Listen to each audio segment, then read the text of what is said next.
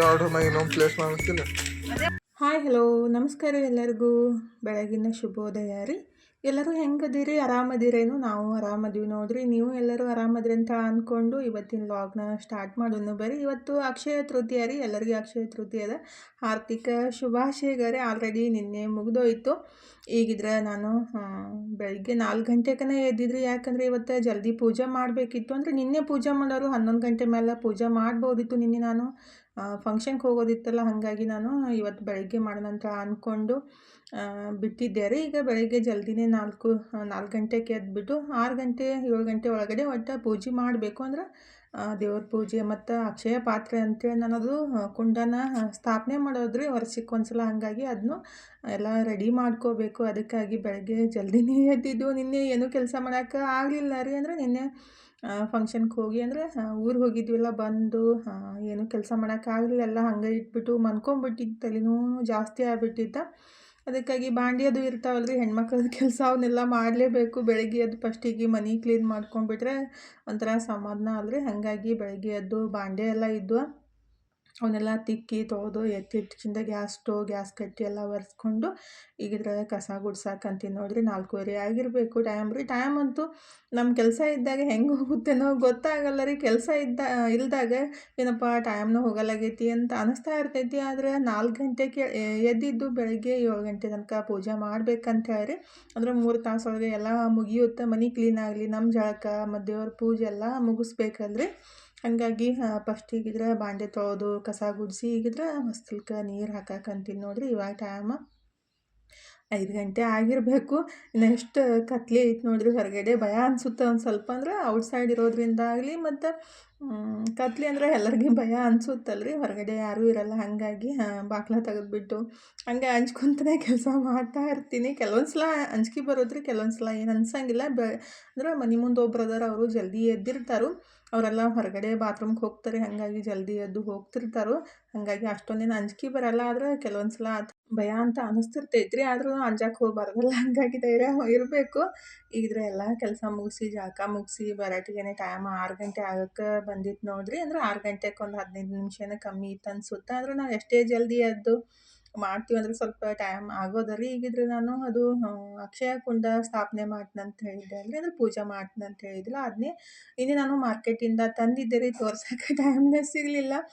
ಸಂಜೆ ಮುಂದೆ ತಂದು ತೋರಿಸ್ಬೇಕಂದ್ರೆ ಅದು ಫುಲ್ ಟಯರ್ಡ್ ಆಗಿತ್ತು. ಹಂಗೆ ಮನ್ಕೊಂಡೇ ಬಿಟ್ಟೆ. ಈಗಿದ್ರೆ ಅದನ್ನ ಒಂದು ಸಲ ಸ್ವಚ್ಛಗೆ ತೊಳೆದ್ಬಿಟ್ಟು ಹಾಗೆ ಇಡ್ಬೇಕು ರೀ. ಡಬ್ಬ ಹಾಕಕ್ಕೆ ಹೋಗ್ಬಾರ್ದು. ಹಂಗೆ ಒಣಗಿದ ಮೇಲೆ ಅದಕ್ಕೆ ಸ್ವಲ್ಪ ಎಲ್ಲ ಉಪ್ಪು ದುಡ್ಡು ಎಲ್ಲ ಇಟ್ಟು ಪೂಜೆ ಮಾಡಬೇಕು. ಅದಕ್ಕಾಗಿ ಫಸ್ಟಿಗೆ ಅದನ್ನ ತೊಳೆದಿಟ್ಟೆ ರೀ, ಒಣಗಲಿ ಅಂತೇಳಿ. ಈಗಿದ್ರೆ ಅದನ್ನು ತೊಳೆದು ಎತ್ತಿಟ್ಬಿಟ್ಟು ಈಗಿದ್ರೆ ಹೊಸ್ಲ ಎಲ್ಲ ತೊಳೆದಿದ್ದೆ ಅಲ್ರಿ. ಜಳಕ ಮಾಡೀನಿ, ರಂಗೋಲಿ ಹಾಕೋಣಂತೆ. ಜಳಕ ಎಲ್ಲ ಮುಗಿಸ್ಕೊಂಡು ಬಂದುಬಿಟ್ಟು ರಂಗೋಲಿ ಹಾಕಕ್ಕಂತೀನಿ ನೋಡ್ರಿ. ನಾವು ಎಲ್ಲರೂ ಹೊರಗಡೆ ಹೋಗಿ ಬಂದ ತಕ್ಷಣ ಹೆಂಗೆ ಗೊತ್ತೇನ್ರಿ, ನಮ್ಮ ಎನರ್ಜಿ ಲೆವೆಲ್ ಪೂರ್ತಿ ಡೌನ್ ಆಗಿಬಿಟ್ಟಿರ್ತೈತಿ. ಅವಾಗ ಏನೂ ಕೆಲಸ ಮಾಡೋಕ್ಕನ ಆಗಂಗಿಲ್ಲ. ಹಾಗಾಗಿ ಫುಲ್ ರೆಸ್ಟ್ ಮಾಡಿಬಿಡ್ಬೇಕು. ಬೆಳಗ್ಗೆ ಎದ್ದ ತಕ್ಷಣ ಫುಲ್ ಫ್ರೆಶ್ ಅನಿಸುತ್ತೆ. ಈಗ ರಂಗೋಲಿ ಹಾಕಿ ಬಂದುಬಿಟ್ಟು ಅನ್ನಕ್ಕೆ ಇಡಾಕಂತೀನಿ ನೋಡ್ರಿ. ಆ್ಯಕ್ಚುಲಿ ಹುಗ್ಗಿ ಮಾಡಬೇಕಿತ್ತು, ಇಲ್ಲ ಹೋಳ್ಗೆ ಮಾಡಬೇಕಿತ್ತು. ಈಗ ಉಣ್ಣೋರು ಯಾರೂ ಇಲ್ಲ ಅಂತೇಳಿ ನಾನು ಬರೀ ಅನ್ನ ಮತ್ತು ಬೆಲ್ಲ ತುಪ್ಪ ದೇವರಿಗೆ ಇಡೋದ್ರಾಯ್ತಂತ ಅನ್ನಕ್ಕೆ ಇಡಾಕಂತೀನಿ ನೋಡ್ರಿ. ಅನ್ನ ಮಾಡೋಕ್ಕೂ ಅಷ್ಟೇ ಹೊಸದಾಗಿ ತಂದಿರೋ ಅಕ್ಕಿ, ಅಂದರೆ ನಿನ್ನೆ ತಂದಿದ್ದ ಅಕ್ಕಿನ ಬಳಸ್ಬಿಟ್ಟು ಅನ್ನ ಮಾಡೋಣ ಅಂತೇಳಿ. ಅಂದರೆ ಅಂಗಡಿಯಿಂದ ಹೊಸದಾಗಿ ತಂದಿದ್ದು, ಹೊಸ ಅಕ್ಕಿ ಅಂತೇನಿಲ್ಲ ರೀ. ಅಂದ್ರೆ ನಮ್ಮ ಮನೆಗೆ ಹೊಸದಾಗಿ ತಂದಿದ್ದ ಅಕ್ಕಿನ ಅನ್ನ ಮಾಡ್ಬೇಕಂತ ಹೇಳಿದ್ರು. ನಾನು ಕೆಲವೊಂದು ಇಡೋದ್ರಾಗ ನೋಡಿಬಿಟ್ಟು ತಿಳ್ಕೊಳ್ಳೋದಷ್ಟೇ ರೀ. ನಾನೇನು ಅಷ್ಟು ಶಾಣೆ ಇದೀನಂತಲ್ಲ. ಅಂದ್ರೆ ನಾನು ಕೆಲವೊಂದು ಏನು ನೋಡಿರ್ತೀನಲ್ಲ ಅದನ್ನ ಫಾಲೋ ಮಾಡೋಕೆ ಇಷ್ಟಪಡ್ತೀನಿ. ಹಾಗಾಗಿ ಈಗಿದ್ರೆ ಅನ್ನ ಮಾಡ್ಬೇಕಂತೇಳಿ ಅಕ್ಕಿನೂ ತೊಳೆದು ಅನ್ನಕ್ಕೆ ಇಟ್ಟಿದ್ದೀನಿ ರೀ. ದೇವ್ರ ನೈವೇದ್ಯಕ್ಕೆ ಅನ್ನ ಬೆಲ್ಲ ಹಿಡಿದ್ರಾಯ್ತು. ಮತ್ತು ಅಡುಗೆ ಮಾಡಿಬಿಟ್ರೆ ಖರ್ಚಾಗಂಗಿಲ್ಲ ರೀ. ನಿನ್ನೆ ಊರಿಂದ ತಂದಿದ್ದು ಹಂಗೆ ಐತಿ. ಮತ್ತು ಯಾರೂ ಊಟ ಮಾಡೋಕೆ ಒಲ್ಲ ಅಂದರು, ಹೊಟ್ಟೆ ಸರಿ ಇಲ್ಲ ಅಂತ. ಅದಕ್ಕಾಗಿ ಬರೀ ದೇವರಿಗೆರೆ ಅನ್ನ ನೈವೇದ್ಯ ಮಾಡ್ಬೇಕಂತ ಅದೇ ಅನ್ನಕ್ಕಿಟ್ಟು ಈಗಿದ್ರೆ ದೇವ್ರ ಪೂಜೆ ಸ್ಟಾರ್ಟ್ ಮಾಡಿದ್ದೀನಿ ನೋಡ್ರಿ. ಎಲ್ಲ ಕ್ಲೀನ್ ಮಾಡಿಕೊಂಡು ಹೂವು ಎಲ್ಲ ಇಟ್ಟು ಮತ್ತು ಅಕ್ಷಯ ಪಾತ್ರೆ ಅಂತ ಹೇಳಿದ್ದೆ ಅಲ್ರಿ. ಮಣ್ಣಿನ ನಾನು ಕುಂಡ ತಂದಿರ್ತೀನಲ್ಲ, ಅಂದ್ರೆ ಮಣ್ಣಿನ ಗಡಿಗೆ ಅಂತೀವಿ ಸಣ್ಣ ನಾವು. ಅದನ್ನ ತಂದು ಸ್ವಚ್ಛ ತೊಳೆದು ಅದಕ್ಕೆ ಅರಿಶಿನ ಎಲ್ಲ ಹಚ್ಬಿಟ್ಟು ಅದ್ರ ಮೇಲೆ ಕುಂಕುಮದಿಂದ ಶ್ರೀಮಂತ ಒಂದು ಅಕ್ಷರ ಬರೆದ್ಬಿಟ್ಟು ಅದ್ರೊಳಗೆ ಉಪ್ಪನ್ನು ಹಾಕಿಬಿಟ್ಟು ಅದ್ರ ಮೇಲೆ ಒಂದು ಕೆಂಪು ಬಟ್ಟೆ ಮತ್ತು ಒಂದು 11 ರೂಪಾಯಿದು 11 ರೂಪಾಯಿ ದುಡ್ಡು ಇಡ್ಬೇಕು ರೀ. ಅಂದ್ರೆ ಅಲ್ಲೇ ಫಿಕ್ಸ್ ಇಡಬೇಕಾಗುತ್ತೆ ಮುಂದಿನ ವರ್ಷ ತನಕ ರೀ. ಹಾಗಾಗಿ 11 ರೂಪಾಯಿ ಒಂದು ಅಷ್ಟು ದುಡ್ಡು ಮತ್ತು ಒಂದು ಬೆಳ್ಳಿ ಕಾಯಿನ್ ಇಲ್ಲ ಹೊಸದಾಗಿ ಆದರೂ ತರ್ಬೋದು. ನಾನು ಅದನ್ನೇ ಇಟ್ಟಿದ್ದೀನಿ ರೀ, ಹೋದ ವರ್ಷ ಇಟ್ಟಿದ್ದನ್ನು ಮತ್ತೆ ತೊಗೊಂಡ್ಬಿಟ್ಟು ಅದನ್ನೇ ಇಟ್ಟಿದ್ದೀನಿ. ಮತ್ತು ನಮ್ಮ ಹತ್ರ ಇರೋ ಒಂದು ಸ್ವಲ್ಪ ಎಲ್ಲ ಥರ ನೋಟ್ಗಳನ್ನು ದುಡ್ಡನ್ನು ಅದ್ರ ಮೇಲೆ ಇಟ್ಟು ಅದು ಅರಿಶಿನ ಕುಂಕುಮ ಅಕ್ಷತೆ ಹಾಕಿ ಹೂವು ಇಟ್ಟು ನಮಸ್ಕಾರ ಪೂಜೆ ಮಾಡ್ಬೇಕು ರೀ.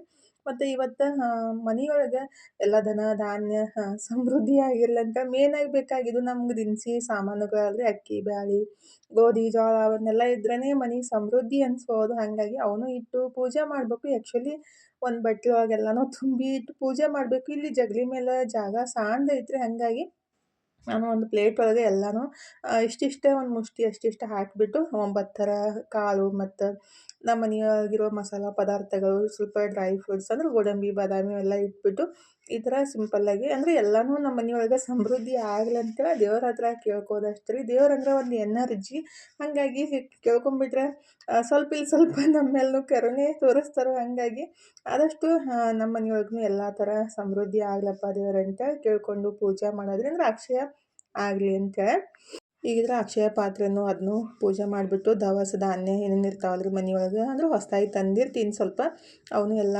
ತಂದು ಈ ಥರ ಪ್ಲೇಟ್ನಾಗ ಅಂದ್ರೆ ಹಾಗೆ ಇಡ್ಬೋದು ನಾವು.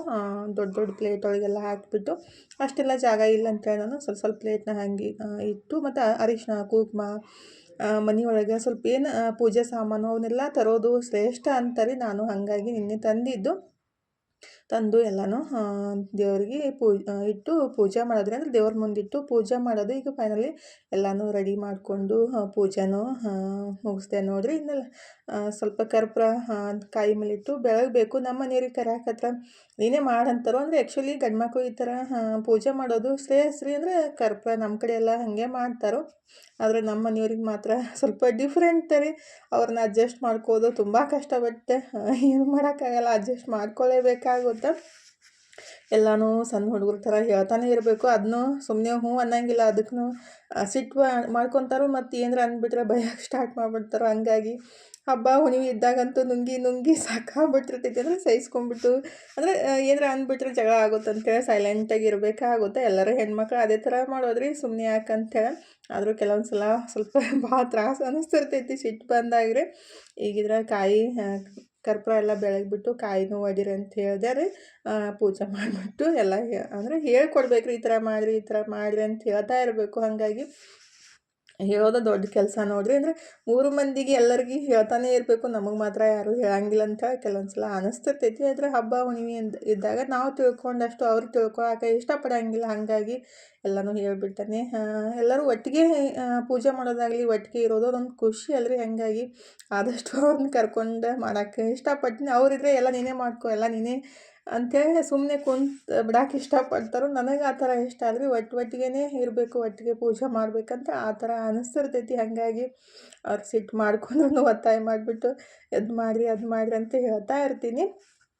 ಈಗಿದ್ರೆ ವೇಟಿಂಗ್ ಮಷಿನ್ ತಂದಿದ್ದೇವಲ್ರಿ, ಅಂದರೆ ವೇಟ್ ಮಾಡೋ ಮಷಿನ್. ಅಂದರೆ ನಿನ್ನೆ ನಾನು ಏನಂದಿದ್ದೀನೋ ಗೊತ್ತಿಲ್ಲ, ನಿನ್ನೆ ಲಾಗ್ ಒಳಗೆ ಒಬ್ಬರ ಸಿಸ್ಟ್ರೇ ಕಮೆಂಟ್ ಮಾಡಿದ್ರು. ಅಂದರೆ ತಪ್ಪು ತಿಳ್ಕೊಳಂಗಿಲ್ಲ ರೀ, ಆದರೆ ಮನುಷ್ಯ ಅಂದಮೇಲೆ ಕನ್ಫ್ಯೂಸ್ ಆಗ್ತಾ ಇರ್ತೈತಿ.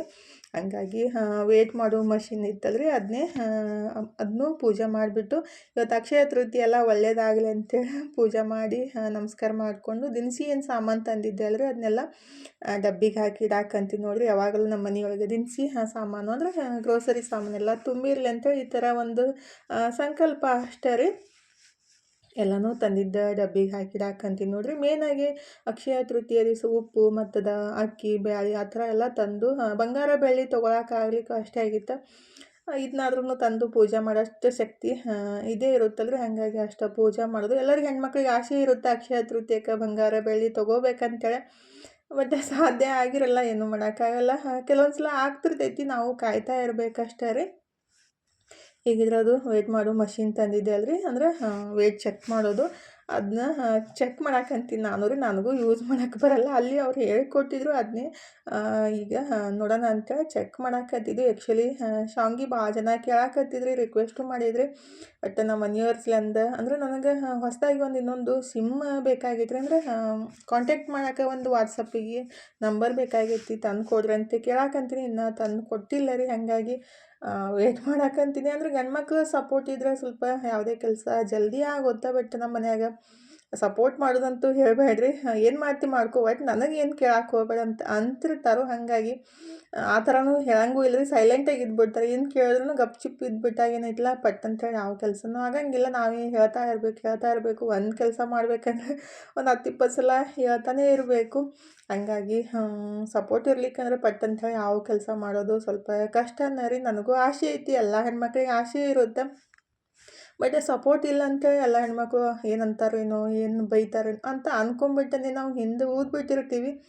ಒಟ್ಟು ಪ್ರಯತ್ನ ಅಂತೂ ಬಿಡಕ್ಕೆ ಹೋಗ್ಬಾರ್ದಲ್ಲ ರೀ. ನನ್ನ ಲೈಫ್ ಒಳಗೂ ಅಷ್ಟೇ ಎಲ್ಲ ಥರ ಏರಿಳಿತಗಳು ಅದಾವು, ಟೆನ್ಷನ್ನು ಐತಿ. ಬಟ್ ಏನು ಮಾಡೋಕ್ಕಾಗಿಲ್ಲ, ಬೆಳಿಬೇಕು ಅನ್ನೋ ಒಂದು ಮತ್ತು ನಮ್ಮ ಸ್ವಂತ ದುಡಿಮೆ ಮಾಡ್ಬೇಕಂದೊಂದು ಮನಸ್ಸು ಇರುತ್ತಲ್ಲ ರೀ, ಅದನ್ನ ಬಿಡೋಕ್ಕಾಗಂಗಿಲ್ಲ. ಮತ್ತು ಈ ಕಡೆ ಸಪೋರ್ಟು ಸಿಗಲ್ಲ ಅಂದಾಗ ಸ್ವಲ್ಪ ಡಿಲೇ ಆಗ್ತಿರ್ತೈತಿ. ನನಗೂ ಆಸೆ ಐತ್ರಿ, ಭಾಳ ಅಂದ್ರೆ ಭಾಳ ಆಸೆ ಐತಿ, ಎಲ್ಲ ರೀತಿ ಮಾಡಬೇಕು, ಒಂದು ಮುಂದೆ ಬರಬೇಕು ಅಂತೇಳಿ ಆಸೆ ಐತಿ. ಕೆಲವೊಂದು ಆಸೆಗಳನ್ನ ಅಷ್ಟು ಈಸಿಯಾಗೆ ಪಟ್ ಅಂತೇಳಿ ಈಡೇರಂಗಿಲ್ಲಲ್ಲ ರೀ. ಹಾಗಾಗಿ ಇನ್ನು ನಮ್ಮ ಮನೆಯವರು ಸಿಮ್ ಕೊಡಿಸಿಲ್ಲ ಅಂದ್ರೆ ಅದು ವಾಟ್ಸಪ್ಪಿಗೆ ನೀವು ಕಾಂಟ್ಯಾಕ್ಟ್ ಮಾಡಿಬಿಟ್ರೆ ಮತ್ತು ನಿಮ್ಗೆ ಆರ್ಡ್ರ್ ಬೇಕಂದಾಗ ನೀವು ಆರ್ಡ್ರ್ ಮಾಡ್ಕೊಂಡ್ರೆ ಅದು ನನಗೆ ಈಜಿ ಆಗುತ್ತೆ ರೀ. ಈಗ ಇರೋ ನಂಬರನ್ನು ಕೊಟ್ಬಿಟ್ರೆ ನಮ್ಮ ಮನೆಯವ್ರು ಅಂದರು ಇದು ಇರೋ ನಂಬರ್ನ ಕೊಟ್ಬಿಡು ಅಂತೇಳಿ. ಆಮೇಲೆ ಫೋನ್ ಬರಾಕಂತ್ರ ನಾನು ಚಂತನ ಫೋನ್ದಾಗ ಮಾತಾಡ್ದಾಗ್ಬಿಡುತ್ತೆ ರೀ. ನಾನು ವಿಡಿಯೋ ಮಾಡೋದಾಗಲಿ ಯಾವುದೇ ಕೆಲಸ ಆಗಂಗಿಲ್ಲ ಅಂತಂದ್ರೆ ಅವ್ರಿಗಷ್ಟು ಅದನ್ನ ಗೊತ್ತಾಗಲ್ಲ ರೀ, ಅಂದ್ಬಿಡ್ತಾರೆ. ಮನೂ ಅದನ್ನೇ ಹೇಳಾಕತ್ತಿದ್ದಾರೆ, ಹಂಗಲ್ರಿ ಪಪ್ಪ ಹಿಂಗೆ ಅಂತ ಹೇಳಾಕತ್ತಿದ್ದಾರೆ. ಹಂಗೆ ನೋಡಿರಿ, ಕೆಲವೊಂದು ಕೆಲಸಗಳನ್ನ ಆರಂಭ ಮಾಡಬೇಕಂದ್ರೆ ಸ್ವಲ್ಪ ಡಿಲೇ ಆಗ್ತಾ ಇರ್ತೈತಿ. ಆದಷ್ಟು ಬೇಗ ನಾಳೆ ನಾಡಿದ್ದು ತೊಗೋಬೇಕಂತ ನನಗೂ ಆಸೆ ಐತ್ರಿ. ನೋಡೋಣ, ನಮ್ಮ ಮನೆಯವ್ರು ಬೆಳಗ್ಗೆ ಕೆಲ್ಸಕ್ಕೆ ಹೋದ್ರಿಲ್ಲೋ ಸಾಯಂಕಾಲ ಬಂದುಬಿಡ್ತಾರೆ. ನನಗೊಬ್ಬಾಕಿಗೆ ದೂರ ಹೋಗೋದಾಗಂಗಿಲ್ಲ, ಅದಕ್ಕಾಗಿ ವೇಟ್ ಮಾಡಾಕತ್ತಿದ್ದು ಅಷ್ಟೇ ರೀ. ಇನ್ನೊಂದು 2 ದಿವ್ಸ ಒಳಗಡೆ ತೊಗೊತೀನಿ. ಈಗಿದ್ರೆ ಎಲ್ಲ ಕೆಲಸ ಮುಗಿಸಿ ಸ್ವಲ್ಪ ಹೊತ್ತು ಕುಂತಿದ್ದೆ ರೀ. ಇವತ್ತಂತೂ ಹಶುನೇ ಇದ್ದಿತ್ತಿಲ್ಲ, ಅಂದ್ರೆ ಹೊಟ್ಟೆ ಸರಿ ಇಲ್ಲಾರ ಬಿಟ್ಟಾಕ ಊಟ ಮಾಡೋಕ್ಕೆ ಮನ್ಸು ಇದ್ದಿತ್ತಿಲ್ಲ ರೀ. ನಮ್ಮ ಮನೆಯವರು ಅನ್ನ ಮೊಸರು ಊಟ ಮಾಡಿಬಿಟ್ಟು ಹೋದರು. ಮನು ಇದ್ರೆ ಹಾಲು ಬಾಳೆಹಣ್ಣು ತಿಂದ್ಬಿಟ್ಟು ಹೋದ.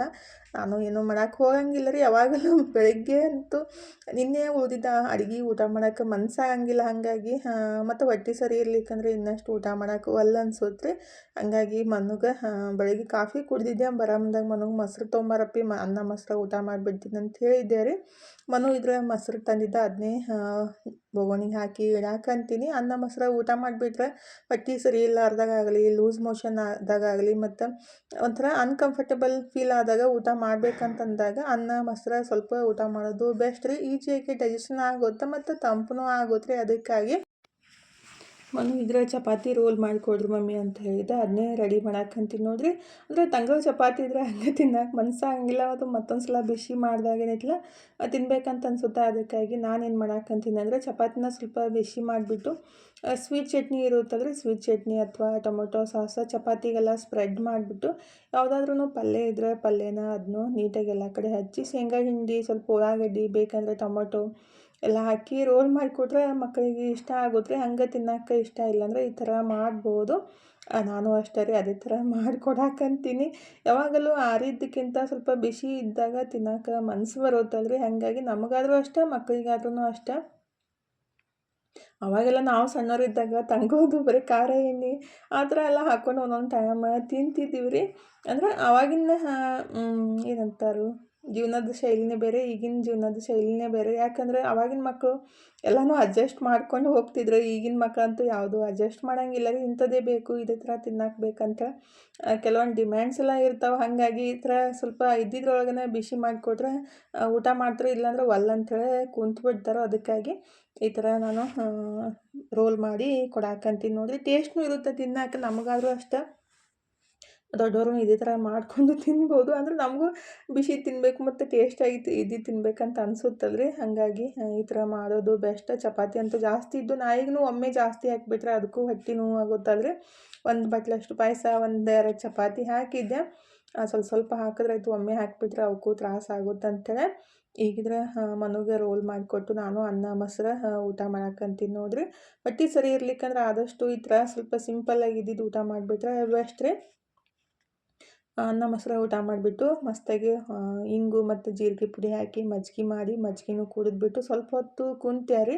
ಟೈಮ್ 3 ಗಂಟೆ ಆಗಿ ಹೋಗಿತ್ತು ಅಂದ್ರೆ 3 ಗಂಟೆ 3:30 ಆಗಿತ್ತು ಅನ್ಸುತ್ತೆ. ಅರ್ಬಿ ತೊಳ್ದಿತ್ತಿಲ್ಲ ರೀ. ಬೆಳಿಗ್ಗೆ ಸ್ವಲ್ಪ ತೊಳೆದಿದ್ದೆ. ನನ್ನ ಸೀರೆ ಅದೆಲ್ಲ ತೊಳೆದು ಹಾಕಿದ್ದೆ. ಅಂದರೆ ಎಲ್ಲರೇ ಉಟ್ಕೊಂಡು ಹೋದಾಗ ಸೀರೆ ಬಂದ ಕೂಡಲೇ ಅದನ್ನ ಸ್ವಲ್ಪ ಶಾಂಪೂಯಿಂದ ವಾಶ್ ಮಾಡಿದ್ರೆ ಬೆಸ್ಟ್ ರೀ. ಅಂದರೆ ಸಾಬೂನು ಪುಡಿ ಅಂತೀವಲ್ಲ ನಾವು ಅರ್ಬಿಗೆ ಹಾಕೋದು, ಆ ಪೌಡ್ರ್ ಹಾಕೋಕ್ಕಿಂತ ಸ್ವಲ್ಪ ಚಲೋ ಸೀರೆ ಇದ್ದಾಗ ಸ್ವಲ್ಪ ಒಂದೆರಡು ಪ್ಯಾಕೆಟ್ ಶಾಂಪೂ ಹಾಕಿಬಿಟ್ಟು ವಾಶ್ ಮಾಡೋದು ಬೆಸ್ಟ್ ರೀ. ಅಂದರೆ ಕಲರ್ ಹೋಗಂಗಿಲ್ಲ. ನಾವು ಸೋಪ್ ಪುಡಿ ಹಾಕಿದ್ವಿ ಅಂದರೆ ಕಲರ್ ಹೋಗುತ್ತಂತ ಅಷ್ಟೇ. ಅದನ್ನೂ ತೊಳೆದು ಹಾಕಿದ್ದೆ. ತಂದಿಟ್ಟು ಮತ್ತು ಅರ್ಬಿ ಎಲ್ಲ ತೊಳೆದು ಹಾಕಿ ಸ್ವಲ್ಪ ಹೊತ್ತು ಕುಂತಿದ್ದೆ ರೀ. ಫೋನ್ದಾಗ ಮಾತಾಡಕತ್ತಿದ್ದೆ. ಮಳೆ ಸ್ಟಾರ್ಟ್ ಆಗಿಬಿಡ್ತು ಮತ್ತು ಪಾರ್ಸಲ್ನೂ ಬಂದಿತ್ತು. ಹಂಗಾಗಿ ಮತ್ತು ಅದನ್ನ ನೋಡಿದಾಗ ಇರುವೆ ತುಂಬಿ ಬಿಟ್ಟಾವ್ರಿ ಅದ್ರಾಗ. ಅದನ್ನೇ ತೆಗೆದ್ಬಿಟ್ಟು ಕ್ಲೀನ್ ಮಾಡಿ ಡಬ್ಬಿಗೆ ಹಾಕಿಡೋಣಂತ ತೆಗ್ಯಾಕಂತೀನಿ ನೋಡ್ರಿ. ಅಂದ್ರೆ ಪಂಪ್ಕಿನ್ ಸೀಡ್ಸ್ ಮತ್ತು ಸನ್ಫ್ಲವರ್ ಸೀಡ್ಸ್ ತರಿಸಿದ್ದೆ ರೀ. ಅಂದರೆ ಯಾವಾಗಾದ್ರೂ ಸ್ವಲ್ಪ ಹುರ್ಕೊಂಡು ತಿನ್ನಕ್ಕೆ ಚಲೋ ರೀ. ಆ್ಯಕ್ಚುಲಿ ಪಂಪ್ಕಿನ್ ಸೀಡ್ಸ್ ಸನ್ಫ್ಲವರ್ ಸೀಡ್ಸ್ಗಿಂತ ಒಳ್ಳೆಯದು. ಅದರೊಳಗೆ ನಾರಿನಾಂಶ ಜಾಸ್ತಿ ಇರುತ್ತೆ. ಅಂದರೆ ಫೈಬರ್ ಅಂಶ ಜಾಸ್ತಿ ಇರುತ್ತೆ. ಹಾಗಾಗಿ ಒಂದೊಂದು ಸ್ಪೂನ್ ಡೈಲಿ ತಿನ್ನೋದು, ಅಥವಾ ಏನಾದರೂ ನಾವು ಸಲಾಡದು ಮಾಡಿದಾಗ ಸ್ವಲ್ಪ ಹುರಿದ್ಬಿಟ್ಟು ಹಾಕ್ಕೊಂಡು ತಿನ್ನೋದು, ಆ ಥರ ಬೆಸ್ಟಾಗಿರುತ್ತೆ ರೀ. ಫಸ್ಟ್ ಒಂದು ಸಲ ತರಿಸಿದ್ದೀರ, ಅವು ಚಲೋ ಬಂದಿದ್ವು. ಈ ಸಲ ಅದು ಏನು ಅವರು ಚಲೋ ಕೊಟ್ಟು ಕಳ್ಸ್ಯಾರ. ಬಟ್ ಅದು ಪಾರ್ಸಲ್ ಮಾಡಿ ಕಳಿಸ್ದಾಗ ಅಲ್ಲಿ ಇಲ್ಲಿ ಇಟ್ಕೊಂತ ತೊಗೊಂಡು ಬಂದಾಗ ಅದನ್ನ ಸ್ವಲ್ಪ ಏನಂತಾರೆ ತೂತು ಬಿದ್ದಿದ್ರೆ ಅದ್ರೊಳಗಿನ ಇರುವೆ ಎಲ್ಲ ಹೋಗ್ಬಿಟ್ಟು ಫುಲ್ಲೆಲ್ಲ ತಿಂದು ಹಾಕಿದ್ದು. ಫುಲ್ ಡಸ್ಟ್ ಎಲ್ಲ ಜಾಸ್ತಿನೇ ಆಗಿತ್ತು. ಅಂದರೆ ಒಂದು 10-20 ಗ್ರಾಮ್ ಅಷ್ಟು ಕಮ್ಮಿ ಆಗಿರಬೇಕು. ಅಂದ್ರೆ ಪರವಾಗಿಲ್ಲ ರೀ. ಆದರೆ ಇರುವೆ ಆದಾಗ ಹಾಗೆ ಇಟ್ಬಿಟ್ರೆ ಇನ್ನಷ್ಟು ಆಗ್ತಾವಂತೆ. ಏನೂ ಮಾಡೋಕ್ಕಾಗಲ್ಲ. ಕೆಲವೊಂದು ಸಲ ಕೈ ಮೀರ್ತೈತಿ, ಹಂಗೆ ಆಗ್ತಿರ್ತೈತಿ. ಏನಪ್ಪ ಇಂಥವು ಕೊಟ್ಟು ಕಳ್ಸಿರುತ್ತೆ, ವಾಪಸ್ ಕಳ್ಸಕ್ಕೂ ಬರೋಂಗಿಲ್ಲಲ್ಲ ರೀ. ಹಾಗಾಗಿ ಅದನ್ನ ಸ್ವಲ್ಪ ಕೇರ್ ಬಿಟ್ಟು ಸ್ವಲ್ಪ ಬಿಸಿ ಮಾಡಿ ಇಟ್ಕೊಂಡ್ರೆ ಐತ್ರಿ ಚಲೋ ಇರ್ತೈತಿ. ಅಂದ್ರೆ ಹಂಗೆ ಬಿಟ್ಟರೆ ಇನ್ನಷ್ಟು ಆಗ್ತಾವಂತೆ. ಆ ಥರ ಸ್ವಲ್ಪ ಕ್ಲೀನ್ ಮಾಡಿ ಇಟ್ಟಿದ್ದೀನಿ ರೀ. ಇನ್ನೂ ಸ್ವಲ್ಪ ಬಿಸಿ ಮಾಡಬೇಕು. ನನಗಂತೂ ಗೋಣ ಕಮ್ಮಿ ಆಗಲ್ಲಾಗಿತ್ತು. ಅದು ಇದೇನು ಅಂತಾರಲ್ಲ, ಒಂದು 10 ಕ್ವಿಂಟಲ್ ತಲೆ ಮೇಲೆ ಹೊತ್ಕೊಂಡು ಹೋಗತ್ಲೆ ಆಗ್ಬಿಟ್ಟೈತಿ. ಆ ಕಡೆ ಈ ಕಡೆ ಎಲ್ಲಿ ಅಲಗಡಕ್ಕೆ ಬರ್ಲಾಗೈತ್ರಿ. ಹಾಗಾಗಿ ನಮ್ಮ ಮನೆಯವರು ಇನ್ನೂ ಕಮ್ಮಿ ಆಗೇ ಇಲ್ಲ ನಿಂದು ಅಂತ ನಾಲ್ಕತ್ತಿದ್ರು. ಇನ್ನೂ ಆಗಿಲ್ಲ ಅಂತ ನಾನು ನಾಲ್ಕತ್ತಿದ್ದೆ ರೀ. ಇವತ್ತು 6:30ಗೆ ಕರೆಂಟ್ ಹೋಗ್ಯಾವ್ರಿ. ಅವರು ಬಂದಿದ್ರು ಕಾಫಿ ಮಾಡೋಣ ಅಂತೇಳಿ.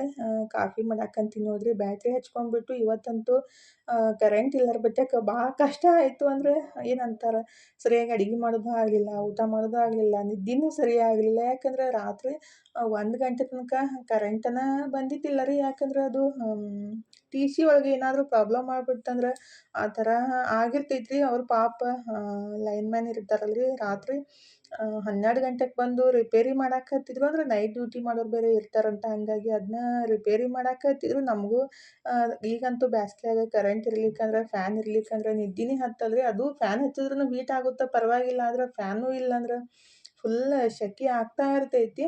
ಹಂಗಾಗಿ ಸ್ವಲ್ಪ ಕಷ್ಟನೇ ಆಯಿತು ಕರೆಂಟ್ ಇರ್ಲಾರ ಬಟ್ಯಾಕ್ರಿ. ಈಗಿದ್ರೆ ಟೈಮ 6:30 ಆಗಿ ಹೋಗಿತ್ತು. ಕಾಫಿ ಮಾಡೋಣ ಅಂತೇಳಿ ಬಿಸಿ ಮಾಡಕ್ಕೆ ಇಟ್ಟಿದ್ದೆ. ಹಾಲು ಬಿಸಿ ಮಾಡಕ್ಕೆ ಇಟ್ಟಿದ್ದೆ ರೀ. ಚಂತನ ಹಸಿವಾಗಿದ್ದಿಲ್ಲ. ಇವಾಗ ಹೊತ್ತು ಮುಳುಗಿ ಹಸಿವಾದಂಗೆ ಆಗಿತ್ತು.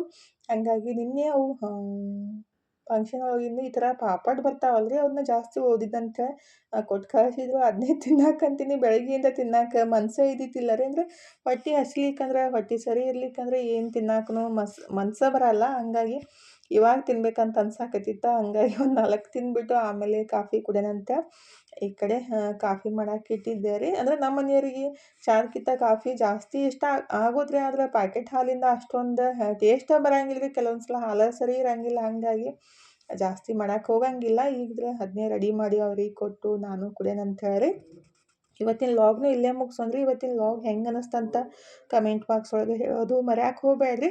ಲಾಗ್ ಇಷ್ಟ ಆಗಿದ್ರೆ ಲೈಕ್ ಮಾಡಿ, ಶೇರ್ ಮಾಡಿ, ಸಬ್ಸ್ಕ್ರೈಬ್ ಮಾಡಿಕೊಂಡೆ ಸಪೋರ್ಟ್ ಮಾಡಿರಿ. ಥ್ಯಾಂಕ್ ಯು ಫಾರ್ ವಾಚಿಂಗ್ ರೀ. ಮತ್ತೆ ಹೊಸ ಲಾಗ್ ಜೊತೆಗೆ ಸಿಗ್ತೀವಿ ರೀ. ಬಾಯ್ ಬಾಯ್ ರೀ.